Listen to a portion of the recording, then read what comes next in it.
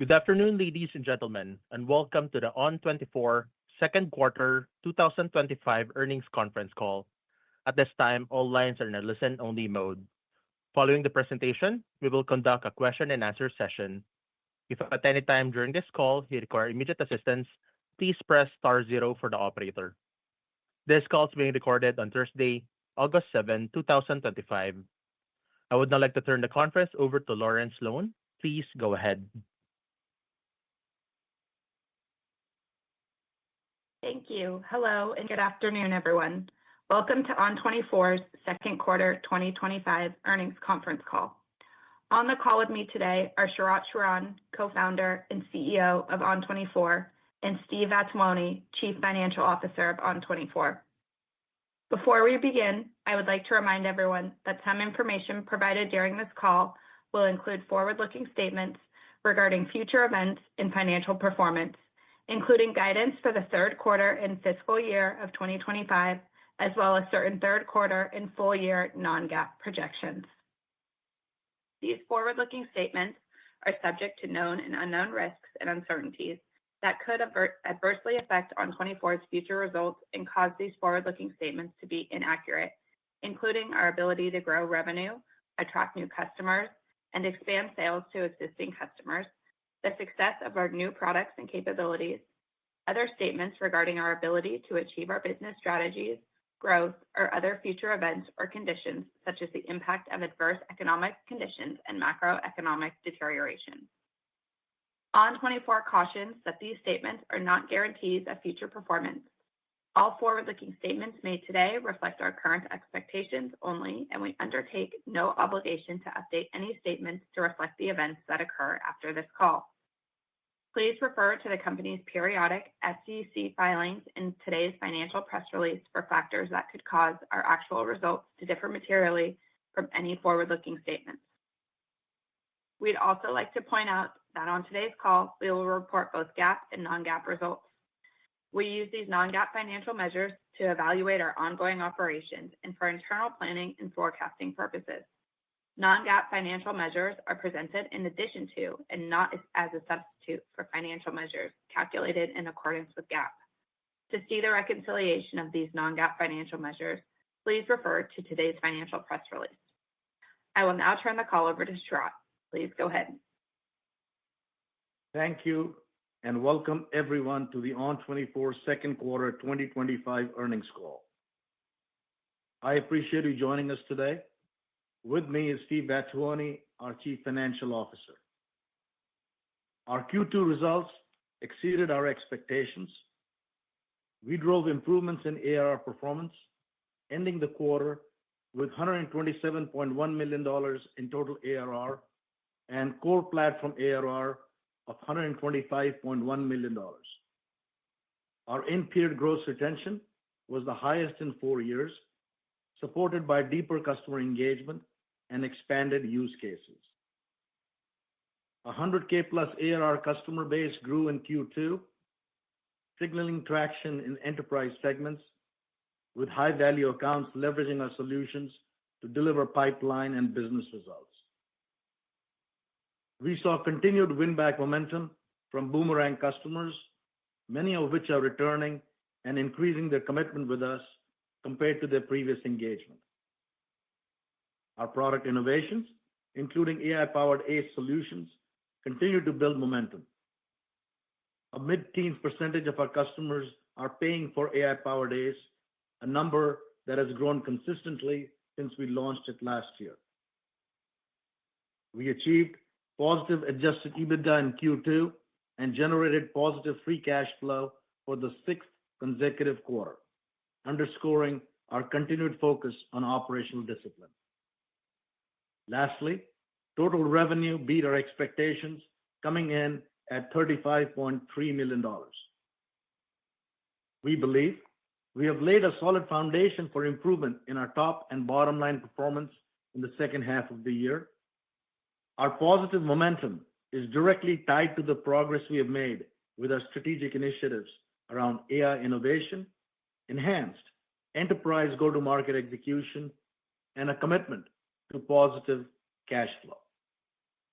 First, I will elaborate on our product and AI innovation strategy.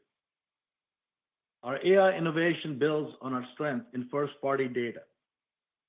We have over a billion engagement minutes annually on our platform, and we have hundreds of thousands of webinar experiences annually. In the age of AI, content and data wins. Our vision here is twofold. One, moving from single digital events to omni-channel global campaigns, enabling our customers to create intelligent, personalized, and scalable content ecosystem from every live event they deliver. Two, helping our customers take the global campaigns and content that they have created on our platform and make it more discoverable in the new world of AI search and large language models. And to do all this in an automated, scalable way, which drives measurable business outcomes for our customers. Imagine you've just hosted a 60 to 90-minute long-form live product event experience. For many companies, that's where it ends. But with ON24, the event is just beginning. We automatically turn that long-form session to transcripts, blog posts, key takeaways, short-form video clips, even social content. Now layer on our multi-language translation capabilities. That same webinar can be translated and launched in French, German, Spanish for EMEA markets, and Japanese, Korean, Mandarin for APAC markets. Suddenly, one digital event becomes a global campaign that reaches audiences worldwide with personalized messaging and content tailored to each market. But we're not stopping there. Now we can leverage our AI-powered ACE to hyper-personalize content. In this new world of AI search and large language models, content discoverability is critical. It's not just about creating content. It's about making sure that content is found by the right people, in the right places, and increasingly by AI search and chatbots. Specifically, our product and AI innovation strategy is anchored on 5 core pillars, which enable our customers to benefit from positive business outcomes, greater efficiencies, and global scalability. Let's touch on these 5 important pillars. First, our AI-powered segmentation and personalization solutions allow customers to leverage our unmatched first-party engagement data to tailor every interaction and create dynamic, personalized audience journeys. Second, ON24's AI-powered analytics and content engine delivers AI-generated content and nurture capabilities, enabling teams to turn that single event into ongoing nurture opportunities. With AI-powered ACE, engagement events are instantly repurposed into derivative content like blog posts, ebooks, social snippets, video assets, and more, creating a powerful content engine that fuels multi-channel engagement, enables always-on nurture, and propels funnel velocity. Third, we just announced the launch of the first phase of ON24 Translate, integrated AI-powered multilingual translation capabilities, which will allow customers to localize registration pages, captions, and post-event assets into 64 languages. We also offer solutions to translate webinars, allowing our customers to dramatically scale their business and drive global marketing campaign opportunities. Fourth, ON24 IQ, our autonomous event automation and workflow manager, is an intelligent AI assistant that streamlines event creation, session setup, and live Q&A moderation. These AI-powered tools streamline complex workflows by simplifying event execution and ultimately driving smarter, more personalized events. Finally, we continue to enhance our unmatched first-party customer engagement data and performance insights, delivering real-time engagement signals and intent data that helps customers turn insights into actions. Now, go-to-market teams can effectively personalize outreach, nurture audience engagement, and propel significant pipeline and revenue growth for their business. Together, these five pillars are central to the ON24 platform. Our enhanced solution set enables customers to use ON24 to expand well beyond a single engagement event, strengthening audience reach and engagement, increasing funnel velocity, scaling globally, and improving pipeline and revenue performance. Let me give you an example, especially as it relates to the ON24 AI-powered ACE solution.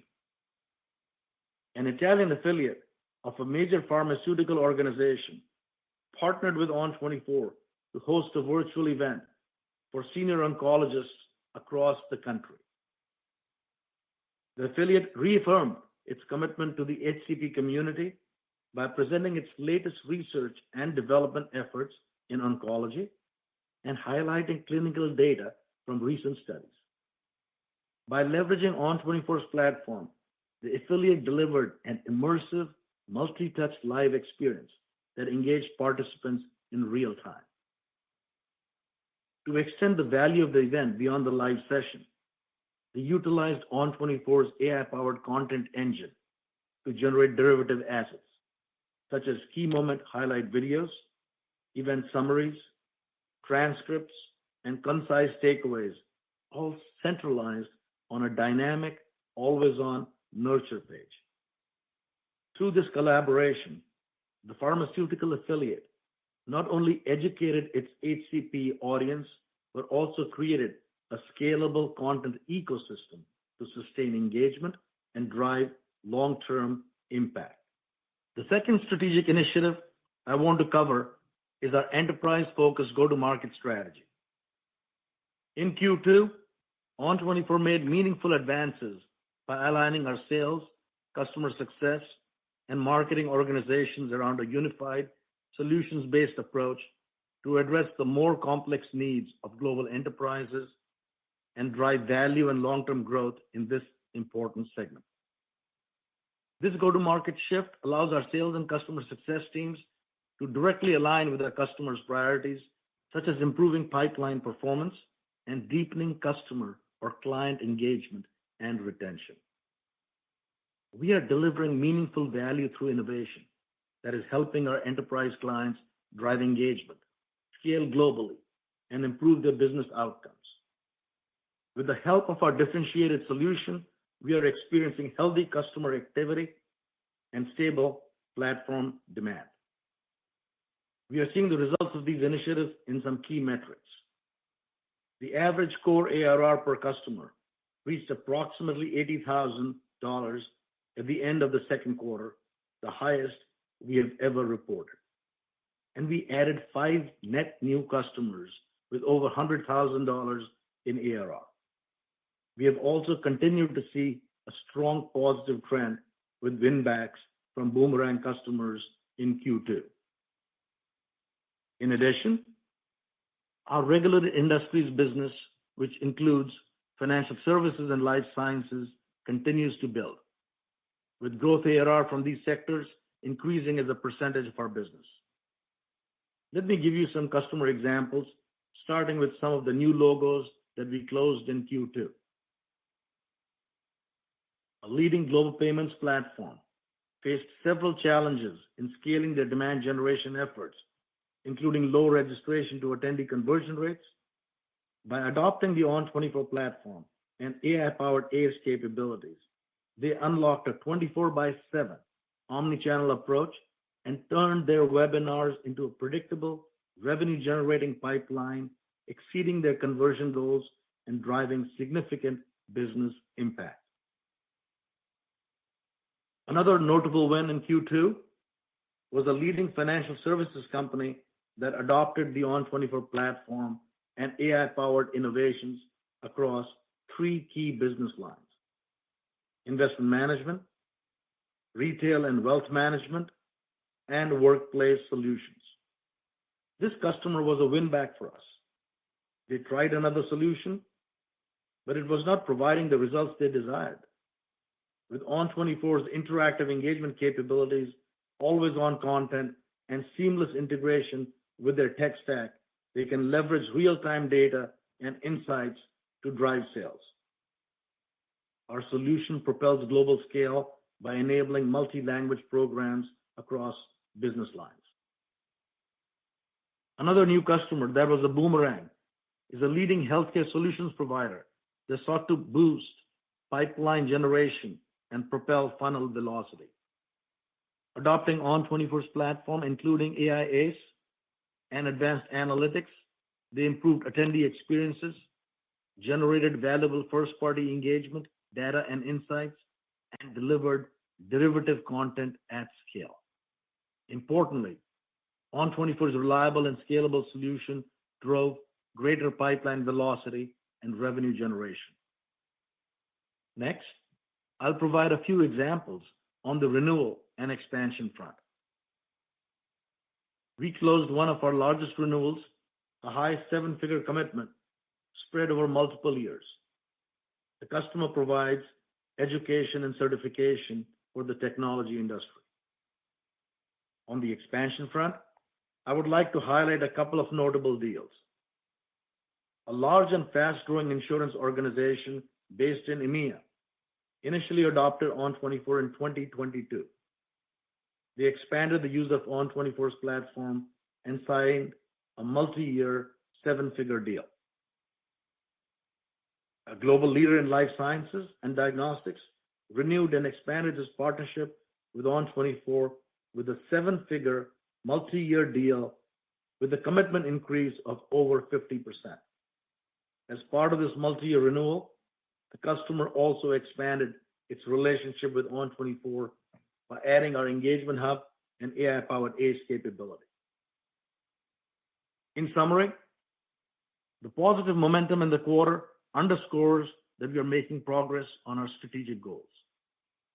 Before I turn it over to Steve, I'd like to say that as I look at the first half performance in 2025 compared to the equivalent period last year, almost all customer and financial metrics have trended positively.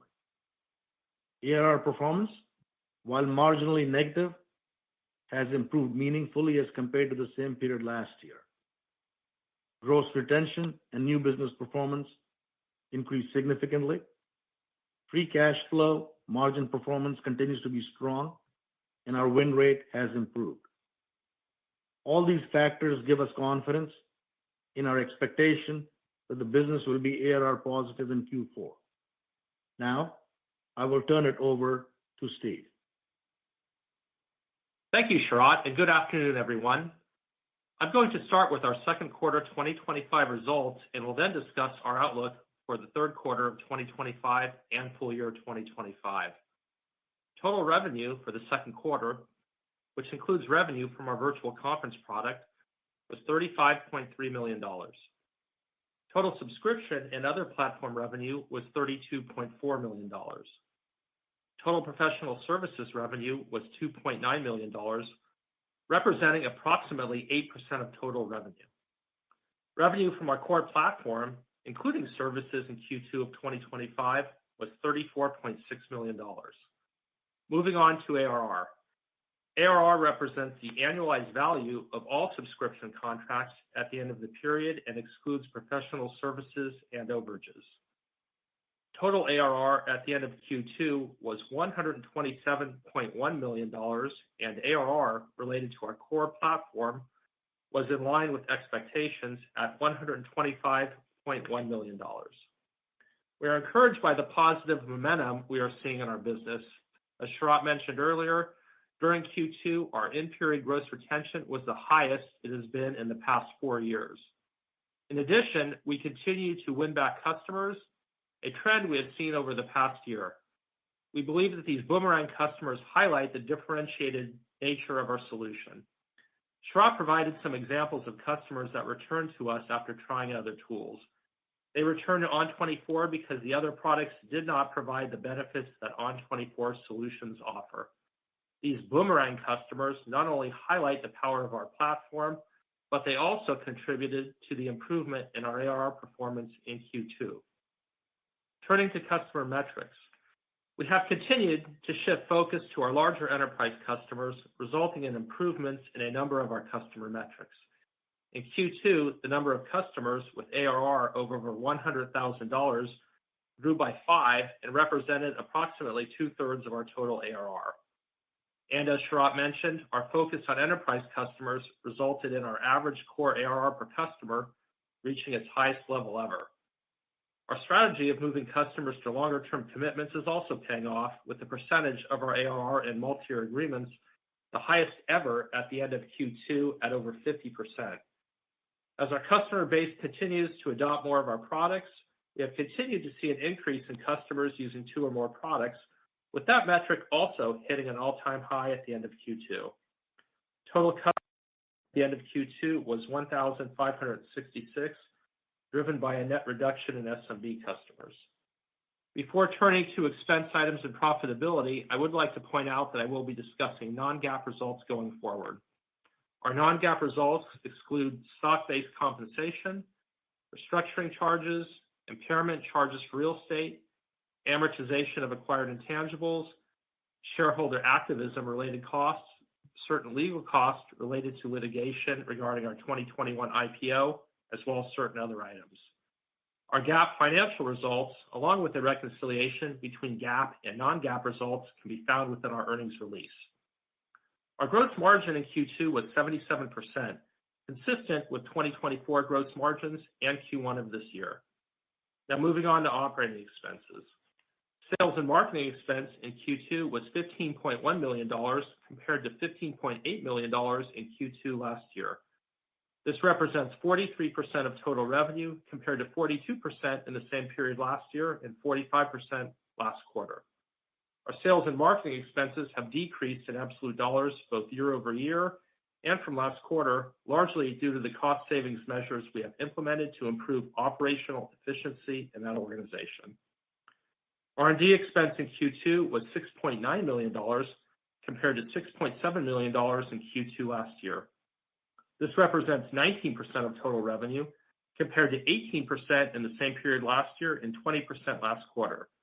We continue to prioritize investments in product innovation for our platform to drive future growth, including AI-enabled features that utilize our first-party data advantage. G&A expense in Q2 was $6.1 million compared to $6.5 million in Q2 last year. This represents 17% of total revenue compared to 17% in the same period last year and 18% last quarter. We have continued to take actions to streamline our G&A functions, and as a result, our G&A expenses in absolute dollars have decreased compared to the same period last year and last quarter. Moving on to our bottom line performance and cash flow metrics. Operating loss for Q2 was $0.9 million, or a -3% operating margin, compared to an operating loss of $0.3 million and a -1% operating margin in the same period last year. Net income in Q2 was $0.9 million, or 2 cents per share, based on approximately 45.1 million diluted shares outstanding. This compares to net income of $1.5 million, or 3 cents per share in Q2 last year, using approximately 45.8 million diluted shares outstanding. We delivered positive adjusted EBITDA in Q2, as well as our 6th consecutive quarter of positive free cash flow. Our free cash flow for Q2 was positive $2.5 million when you exclude cash outflows related to our restructuring efforts, shareholder activism fees, and certain other legal costs, which collectively totaled $0.4 million in Q2 2025. Our free cash flow in Q2, including all of these items, was positive $2.1 million compared to positive $0.9 million in Q2 last year. Cash provided by operations in Q2 was $2.6 million compared to cash provided by operations of $1.4 million in Q2 of last year. I would like to provide an update on the $50 million capital return program we announced in May of this year. In Q2, we utilized $4.3 million for share repurchases under this program and a further $2.5 million thus far in Q3 under this program, for a total of approximately $6.8 million utilized to date under this program. This share repurchase program followed the completion of 3 earlier capital return programs, which collectively returned $191 million to shareholders. Our balance sheet remains strong with just under $180 million of cash and investments at the end of Q2. Now turning to our guidance. Regarding Q3 guidance, we expect Q3 total revenue, which includes our virtual conference product, in the range of $33.6 million to $34.2 million, and core platform revenue, including services, in the range of $33.0 million to $33.6 million. Professional services is expected to represent approximately 7% of total revenue. We expect our gross margin to be approximately 76% in Q3. We expect a non-GAAP operating loss in the range of $1.3 million to $0.7 million and non-GAAP net income per share of 0 cents per share to 2 cents per share, using approximately 45 million diluted shares outstanding. In Q3, we also expect to be adjusted EBITDA positive. We expect a restructuring charge of $0.1 million to $0.4 million in Q3 related to our ongoing cost reduction efforts, which is excluded from the non-GAAP amounts provided above. Amortization of acquired intangibles, shareholder activism costs, certain other legal costs, and certain other items are excluded from the Q3 non-GAAP amounts provided above. Now turning to our annual guidance for 2025. For the full year, we expect total revenue to be in the range of $137.7 million to $138.7 million. Professional services is expected to represent approximately 7.5% of total revenue. We expect core platform revenue, including services, to be in the range of $135.2 million to $136.2 million. We expect a non-GAAP operating loss in the range of $5.2 million to $3.8 million and non-GAAP net income per share of 2 cents per share to 5 cents per share, using approximately 45 million diluted shares outstanding. We expect gross margins for the year to be 76 to 77%. We expect to be adjusted EBITDA positive in Q4 and for 2025, our second consecutive year of positive adjusted EBITDA. Excluding any incremental non-GAAP expenses, we expect to deliver positive free cash flow in 2025, our second consecutive year of positive free cash flow. Restructuring charges and amortization of acquired intangibles, shareholder activism costs, certain other legal costs, and certain other items are excluded from the full year non-GAAP amounts provided above. I also want to provide our outlook for ARR for the second half of this year. For ARR in Q3, which has historically been a seasonally softer quarter for us, we assume core ARR performance in Q3 to be relatively consistent with Q2, with core ARR down by $0.5 million to $1.5 million compared to Q2 levels. For a virtual conference product, we expect Q3 ARR to decline by approximately $0.1 million in Q3, ending Q3 at $1.9 million. We expect to return to positive ARR growth in Q4 of this year, driven by improved retention, as well as expected improvement in our growth bookings in the fourth quarter. We expect the increase in core ARR to be between $0 and $1 million in Q4 as compared to Q3. Virtual conference ARR is expected to be $1.8 million at the end of Q4. In summary, in Q2, we delivered on the goals we set on our prior earnings call, including delivering positive adjusted EBITDA and positive free cash flow in Q2, as well as positive free cash flow for the first 6 months of this year. We're executing on the $50 million share repurchase program we announced in May to capitalize on the opportunity to acquire more of our undervalued stock.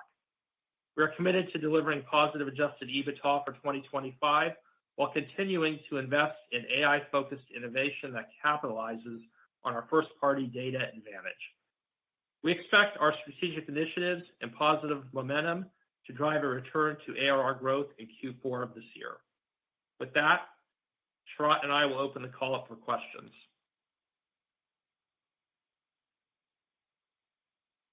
Thank you. Ladies and gentlemen, we will now begin the question and answer session. If you have a question, please press star followed by the number one on your touchtone phone. You will hear a prompt that you will hear a three-tone prompt acknowledging your request. If you would like to cancel your request, please press star two. Please ensure you lift the handset before pressing any keys. One moment, please, for your first question.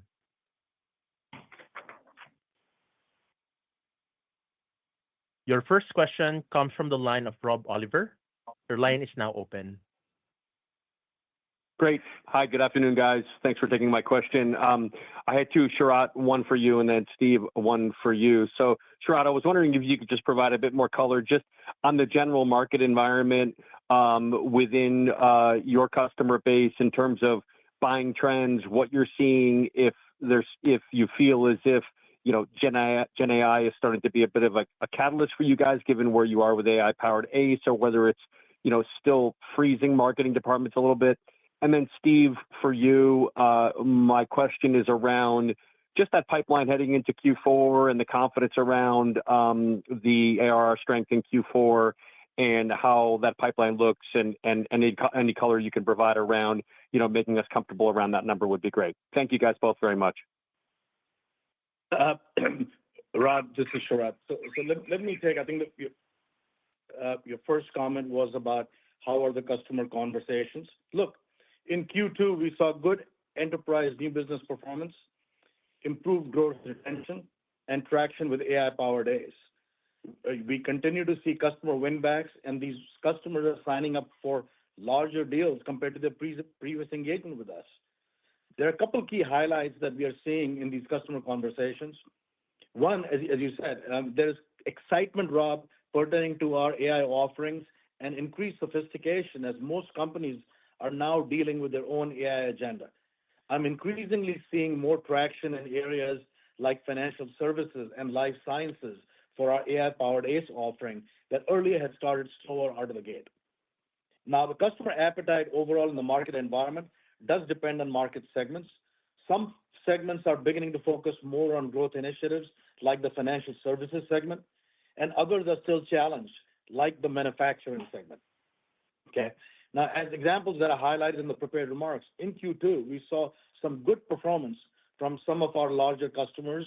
One of our largest customers, which is an education and certification company for the technology industry, renewed its multi-year commitment to ON24, and larger customers in insurance and life sciences expanded their commitments by using more ON24 products, including AI-powered ACE, and expanding across their business segments.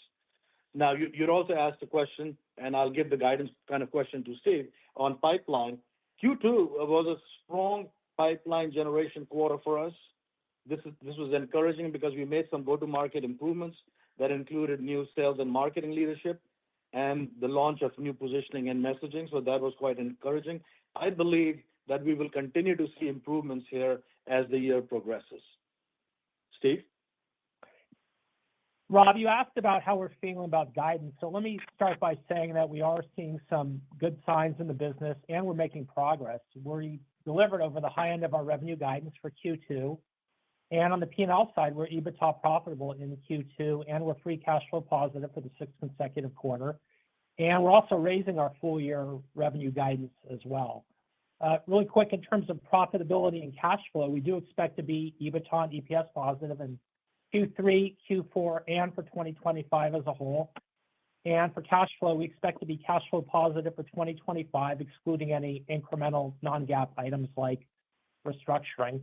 Now, Sharat talked about ARR, but just briefly, Q3 is a seasonally softer quarter for us, and we expect it to be relatively consistent with Q2, ARR performance. We provided guidance on that. And as we look at the second half, we do expect to be ARR positive in Q4 with an increase of $0 to $1 million, and expect to exit 2025 with some ARR growth in Q4. Just to add to what Steve said, we were very close to being ARR positive in Q2, and as I talked in the prepared remarks, if you compare first half 2025 to the first half 2024, almost all financial and customer metrics trended positively. That's what gives us confidence to expect ARR performance for Q4 to grow between $0 and $1 million. It's tied around improvements in gross retention, new business performance, our focus on regular industries like financial services and life sciences, and continued traction in our AI offerings and win-backs from boomerang customers. So as I look at 2026, it is early, and we are not giving 2025 guidance, but based on the progress we have made, I expect to be ARR positive for the year. Super helpful. Okay. Appreciate it, guys. Thank you very much.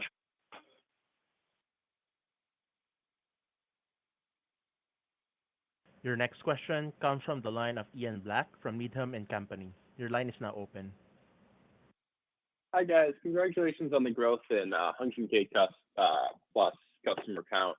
How are you driving greater penetration within your enterprise customers? Like, is it balanced between volume versus product cross-sell? Just some insight into that would be great. Thank you. Yeah. So, on the 100K plus customers, that base grew in Q2, signaling traction in enterprise segments. We saw good traction in new business acquisitions, and we also saw customers up-leveling their commitment to ON24. I gave a couple of those examples in the prepared remarks. Now, while there may be some quarter-to-quarter seasonality, especially in slower quarters, we are seeing improvements in our enterprise execution, our focus on regular industries, win-backs, etc. And I'll highlight a couple of things. Our enterprise customer metrics in Q2 were quite strong. Average core ARR per customer was the highest ever, and the percentage of ARR and multi-year agreements was the highest ever, and that is what we are focused on. So this is based on more adoption of different use cases, more adoption of AI-powered ACE, and also more strength in the new business kind of acquisition business at Ian. Great. Thank you.